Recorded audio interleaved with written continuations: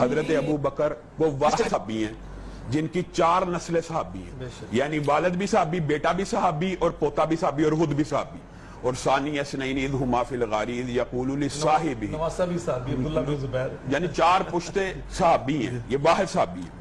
اور اللہ تعالیٰ ان کو صحابیت کا لقب، ایک تو یہ ہے جن کو ہم دیتے ہیں کہ جس نے رسول اللہ کو دیکھ لیا وہ صحابی ہے، ان کو اللہ کہہ رہا ہے ثانی اثنین اذ ہما فی الغار اذ یقول لصاحبہ، صحابی کا لقب ان کو، ان کے والد کو اللہ رب العزت نے دیا. اور دوسری طرف ان کی جو والدہ ام رمان ہیں، ان کے بارے میں نبی کریم صلی اللہ علیہ وسلم کی حدیث پتہ کیا ہے کہ جس نے جنت کی کوئی حور دیکھنی ہو عائشہ کی ماں کو دیکھ لی، جس کی ماں کی یہ فضیلت ہے. پھر انہوں نے جو وہ سبز ریشمی ٹکڑے کی تصویر کی بات بیان کی ہے نا، اس کے اندر حضرت عائشہ نے یہاں پہ تو یہ کہا تھا کہ جو آپ دیکھتے ہیں میں نہیں دیکھتی، تو لیکن داہیہ قلبی کو ایک مرتبہ رسول اللہ صلی اللہ علیہ وسلم کے ساتھ کھڑا ہوا حضرت عائشہ نے دیکھا، کہا آپ داہیہ قلبی سے باتیں کر رہے تھے، وہ اوپر تھے آپ نیچے تھے، آپ نے گھوڑے کے اوپر اس طرح بلا تکلف کھڑے تھے.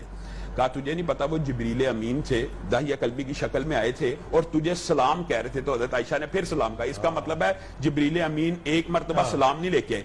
امی عائشہ نے خود اپنے چند فضائل بیان کیے خود کہ مجھے جو 9 فضیلتیں دیگر دنیا کی عورتوں پہ حاصل ہیں، فخر سے نہیں بتا رہی لیکن یہ قدرتی بات ہے حاصل ہے. ایک تو میں رسول اللہ صلی اللہ علیہ وسلم کی بیوی ہوں، دوسری بات یہ ہے کہ میں واحد بیوی ہوں کہ جس کے حجرے کے اندر رسول اللہ محو استراحت ہوتے، میرے پاس لیٹے ہوتے تو وہی نازل ہو جاتی، اور کسی ام المومنین کے پاس اس طرح وہی نہیں آئی.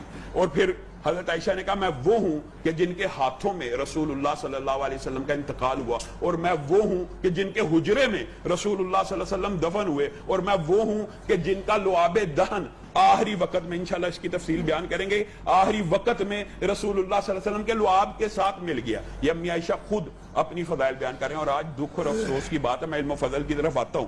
دکھ اور افسوس کی بات ہے کہ نبی کریم صلی اللہ علیہ وسلم نے فرمایا تھا من سبا صحابی، جو میرے صحابی کو برا بلا کے اس پہ اللہ کی، فرشتوں کی اور جمیع انسانیت کی لعنت ہوتی ہے. ایک عام فہم سی بات ہے، آج یہ بات بھی سمجھنے کی ضرورت ہے.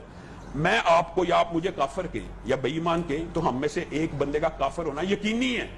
رسول اللہ صلی اللہ علیہ وسلم کی حدیث ہے کہ کوئی اپنے بھائی کو کافر کہے نا، وہ کافر نہیں ہے نا، تو واپس آ جاتا بندے کے اوپر وہ الزام پلٹ جاتا ہے. تو جو بدبخت صحابہ کے ایمان کے اوپر شبہ کرتے ہیں یا صحابہ کو کافر کہتے ہیں یا اس طرح کی ازواج مطہرات کے اوپر کیچڑ اچھالتے ہیں، آپ بتائیے ان کا ایمان؟ یہ اللہ کی سنت ہے کہ کوئی بندہ کسی صحابی کے بارے میں جو الزام دے، الا انہم هم الصفا، صحابہ کو کہا نا کہ یہ بیوقوف، اللہ نے کہا نہیں یہ نہیں تم بیوقوف ہو. انہوں نے صحابہ کا مذاق اڑایا، اللہ نے کہا اللہ یستہزئ بہم، اللہ تمہارا مذاق اڑائے گا. تو ایک ہمیں یہ احتیاط ضرور کرنی چاہیے معاشرے کے اندر کہ کسی صحابی کے بارے میں، صحابہ کا آپس میں جو سٹیٹس ہے، آپس میں جو ان کا مقام ہے، وہ ہم پلہ کلاس میں فرق ہے لیکن کلاس سیم ہے. حضرت ابو بکر کا درجہ اعلیٰ ہے باقی صحابہ سے، لیکن ایک کلاس تو سیم ہے نا کہ سب نے رسول اللہ صلی اللہ علیہ وسلم اس میں درجے اوپر درجات. اگر وہ آپس میں ایک دوسرے کا کوئی بات کر دیتے ہیں، وہ بشری تقاضے کی ہے، اس کو بعد میں کوٹ کرنا یہ امتی غلط رنگ دینا یہ بڑا نجائز بات ہے. امتی کو کبھی یہ نہیں کہنا چاہیے کہ وہ، جہاں تک آپ نے علم و فضل کی بات کی ہے نا، تو امی عائشہ کے بارے میں اجماع امت بھی ہے، امام ظہری کا قول بھی ہے، دیگر ائمہ کا قول ہے کہ امی عائشہ سے بڑا فقیہ اور عالم امت میں عورتوں میں کوئی نہیں ہے. اور امام ظہری نے تو یہاں تک کہا جمیع اصحاب اور جمیع امہات المومنین کا علم جمع کر دیا جائے، امی عائشہ کے علم سے تھوڑا ہے. آپ مجھے بتائیں امریکہ کے اندر یا یورپ کے اندر جس وقت عورت کو شخص قرار دینے کی، ابھی عورت کو شخص قرار دیا گیا 19ویں صدی میں، آپ کو پتا عورت کو ووٹ کا حق کب ملا، عورت کو وراثت کا حق کب ملا، جس وقت یہ بحث ہو رہی تھی کہ عورت تعلیم لے سکتی ہے کہ نہیں لے سکتی، آج سے 14 صدیاں پہلے امی عائشہ وہاں پہ صحابہ کو تعلیم دے رہی ہیں.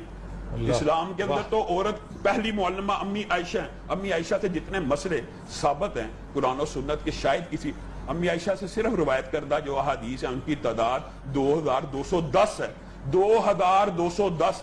اور اگر آپ مقررات بخاری شریف کی نکال لیں، یعنی جو بار بار حدیثیں ریپیٹ ہوتی ہیں، تو آپ بتائیں بخاری شریف میں کتنی حدیثیں ہیں؟ یعنی اکیلی امی عائشہ کی روایات 2210 سے زیادہ ہیں. کتنا بڑا علم کا ایک سمندر ہے امی عائشہ. اور امی عائشہ کی ذات کے اندر نا ایک چیز بہت ہے جس کی طرف انہوں نے ہلکا تھا حوالہ بھی کیا کہ عروہ جو ان کے نواسے کا، عروہ بھی ہیں جو عبداللہ ابن زبیر بھی ہیں، وہ خود بیان کرتے ہیں. عروہ کہتے ہیں ایک دن میں نے دیکھا امی عائشہ کے ہاتھ میں 70,000 کا ایک رومال آیا, 70,000 اس میں درہم موجود ہے اور ایک رومال میں ہے. انہوں نے ایک ہی وقت میں 70,000 درہم انفاق کیا اور رومال جا کے کھڑی ہو گئی. پھر عبداللہ ابن زبیر نے 1,00,000 درہم بھیجا, تو 1,00,000 درہم ایک ہی لمحے میں خرچ کر کے, یعنی ایک ہی وقت میں, ایک ہی نشست میں ختم کیا. تو عبداللہ ابن زبیر کے منہ سے یہ الفاظ نکل گئے کہ امی عائشہ کے ہاتھ کو ذرا روکنا پڑے گا.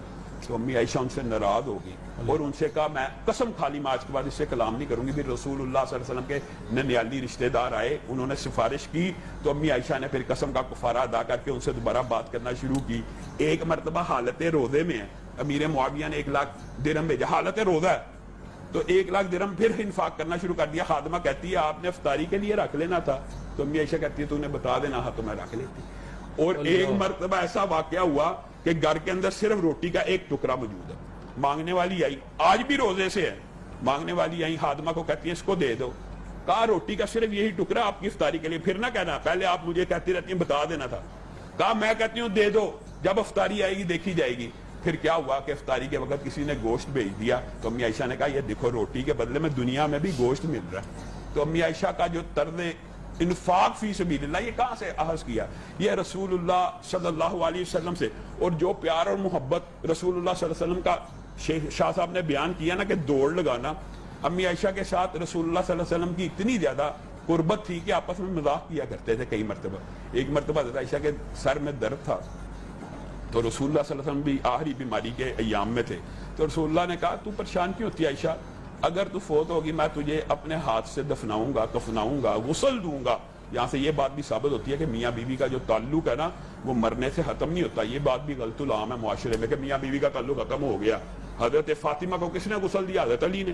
اور رسول اللہ صلی اللہ علیہ وسلم یہاں پہ یہ کہہ رہے ہیں اگر تو فوت ہوگی میں تجھے اپنے ہاتھ سے غسل دوں گا, کفناؤں گا, دفناؤں گا, جنازہ پڑھوں گا. تو امی عائشہ آگے مسکرانا شروع ہوگی, کہا آپ تو مجھے لگتا ہے کہ میری وفات پہ خوش ہوں گے اور اسی حجرے میں ایک اور بیوی کو لے آئیں گے. یعنی ایک انداز تو رسول اللہ صلی اللہ علیہ وسلم نے ان کی بات پہ بے اختیار تبسم فرمایا. ایک مرتبہ حضرت عائشہ عمر میں تو کم تھی نا, 9 برس کی عمر میں رخصتی ہو گئی, اور جب وہ آئی نا ان کے پاس ظاہر ہے بچپن کے کچھ کھلونے موجود تھے, ایک گھوڑا بھی تھا. تو حضرت رسول اللہ صلی اللہ علیہ وسلم ان کی حاضر جوابی کے نا بڑے لوگوں میں ذکر کیا کرتے تھے عائشہ کی ذہانت کا.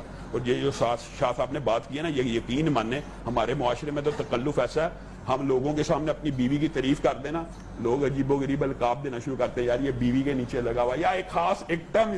تو رسول اللہ تو سب لوگوں کے سامنے شاہ صاحب نے حدیث بیان کی ہے, کس سے محبت ہے؟ عائشہ سے.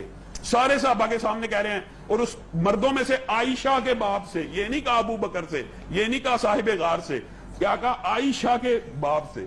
تو حضرت عائشہ ایک مرتبہ گھوڑے سے کھیل رہی ہیں, ان گھوڑے کے پر تھے, تو رسول اللہ صلی اللہ علیہ وسلم نے کہا عائشہ یہ گھوڑا؟ کہا جی یہ اللہ کے رسول یہ گھوڑا. کہا گھوڑوں کے تو پر نہیں ہوتے. تو آگے سے فٹ کہتی ہیں حضرت سلمان کے گھوڑوں کے پر ہے تھے کہ نہیں. تو رسول اللہ صلی اللہ علیہ وسلم مسکرانا شروع ہو گئے کہ یہ کیسی حاضر جوابی ہے, اور کہاں سے کہاں ملائی بات. بالکل.